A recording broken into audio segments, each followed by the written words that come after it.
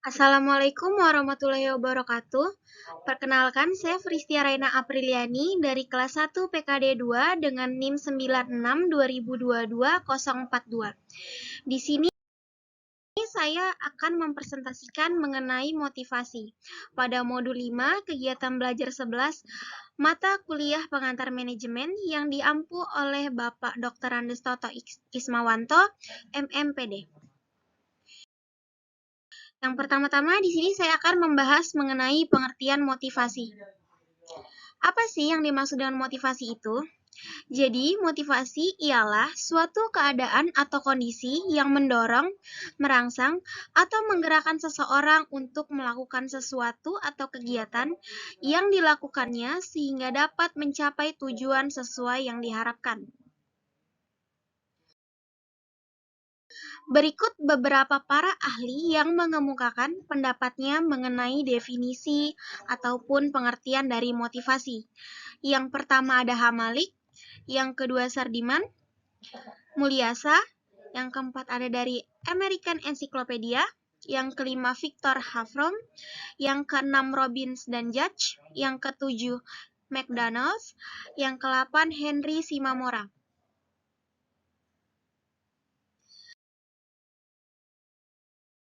Lanjut, kita akan membahas mengenai faktor-faktor yang mempengaruhi motivasi. Jadi, faktor-faktor yang mempengaruhi motivasi itu ada dua hal, yaitu faktor internal dan faktor eksternal. Faktor internal ini berasal dari dalam diri individu itu sendiri. Faktor intern ini bisa berupa pembawaan individu, tingkat pendidikan, pengalaman masa lampau, ataupun keinginan atau harapan masa depan. Saya akan menjelaskan mengenai faktor-faktornya. Di sini ada persepsi mengenai diri sendiri. Persepsi mengenai diri sendiri ialah seseorang termotivasi atau tidak untuk melakukan sesuatu banyak tergantung pada proses kognitif berupa persepsi. Persepsi seseorang tentang dirinya sendiri akan mendorong dan mengarahkan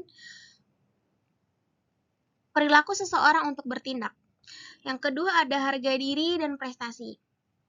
Harga diri dan prestasi, faktor ini mendorong atau mengarahkan individu atau memotivasi untuk berusaha agar menjadi pribadi yang mandiri, kuat, dan memperoleh kebebasan serta mendapatkan status tertentu dalam lingkungan masyarakat, serta dapat mendorong individu untuk berprestasi. Ada harapan. Ya, jadi harapan di sini ialah adanya harapan-harapan akan masa depan.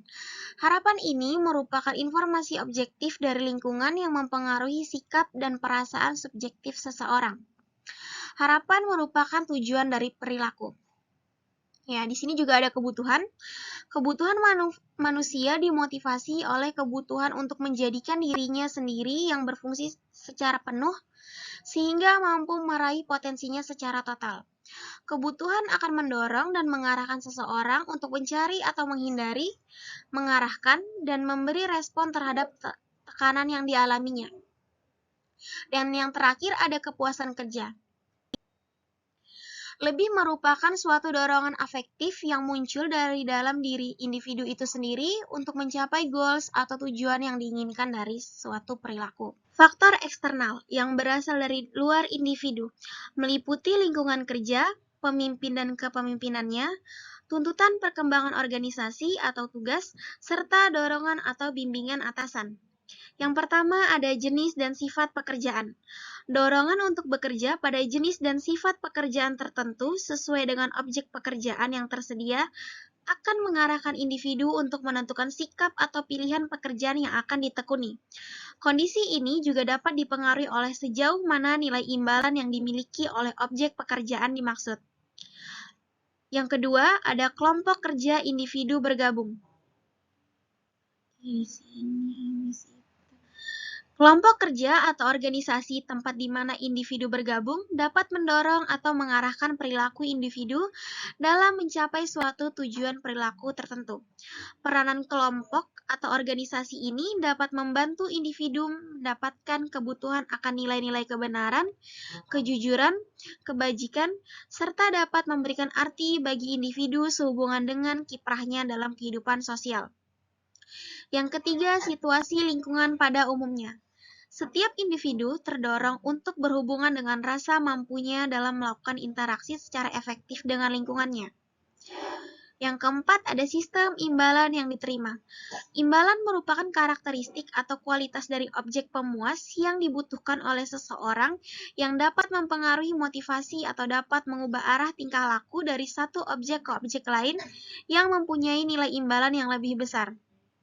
Sistem pemberian imbalan dapat mendorong individu untuk berperilaku dalam mencapai tujuan.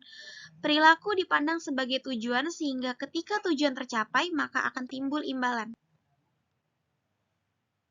Motivasi menurut teori internal dan motivasi menurut teori eksternal. Menurut teori internal atau intrinsic teori, motivasi adalah keadaan yang ada dalam diri seseorang yang dapat mendorong keinginan mereka untuk melakukan kegiatan atau perilaku tertentu guna mencapai suatu tujuan yang dicita-citakan. Selanjutnya, motivasi menurut teori eksternal adalah sesuatu cara yang berkaitan dengan bagaimana perilaku seseorang dapat digairahkan, dipelihara, diarahkan, dan bila mungkin dihentikan. Yang ketiga, 5 proposisi sosiologis berdasarkan teori pertukaran dari George C. Homans terkait seseorang dalam melakukan suatu tindakan.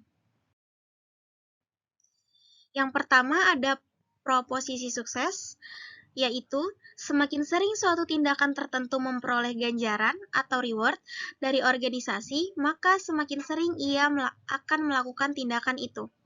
Yang kedua, proposisi stimulus, yaitu semakin sering seseorang menjumpai stimulus tertentu yang mengakibatkan dirinya memperoleh ganjaran, ketika ia menemui stimulus yang hampir sama pada masa selanjutnya, maka orang yang bersangkutan akan melakukan tindakan serupa atau yang hampir sama. Yang ketiga, proposisi nilai atau value, yaitu semakin tinggi suatu nilai reward yang diterima dari tindakan yang sama dalam waktu yang berbeda, maka orang yang bersangkutan semakin senang melakukan tindakan itu. Yang keempat, proposisi deprivasi satiasi, yaitu semakin sering seseorang menerima ganjaran yang sama atas suatu tindakan yang sama, maka semakin kurang semangat orang yang bersangkutan untuk melakukan tindakan itu. Dan yang terakhir ada proposisi restu, yaitu bila seseorang memperoleh suatu keberhasilan atau keinginan akibat dari kemarahan atau emosinya, maka dia akan semakin berani untuk menumpahkan agresi kemarahannya apabila pada masa selanjutnya keinginan dia yang serupa mengalami hambatan atau terkendala oleh sesuatu. Selanjutnya, dasar teori. Ada beberapa pendekatan yang menjadi dasar dalam membangkitkan motivasi staf oleh pimpinan organisasi.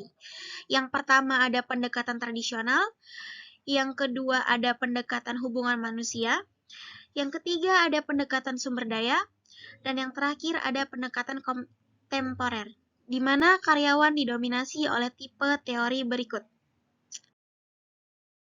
Yaitu yang pertama ada teori hierarki kebutuhan, yang kedua ada teori Erch, yang ketiga ada teori dua faktor, yang keempat ada teori memperoleh kebutuhan, dan yang kelima ada teori proses. Ada yang ingin mengajukan pertanyaan?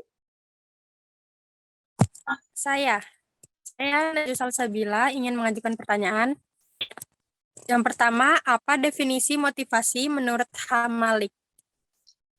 Jadi, definisi menurut Hamalik ialah mengemukakan bahwa motivasi merupakan perubahan energi dalam diri atau pribadi seseorang yang ditandai dengan timbulnya perasaan dan reaksi untuk mencapai tujuan. Mungkin itu saja yang dapat saya sampaikan, kurang dan lebihnya mohon maaf. Wassalamualaikum warahmatullahi wabarakatuh.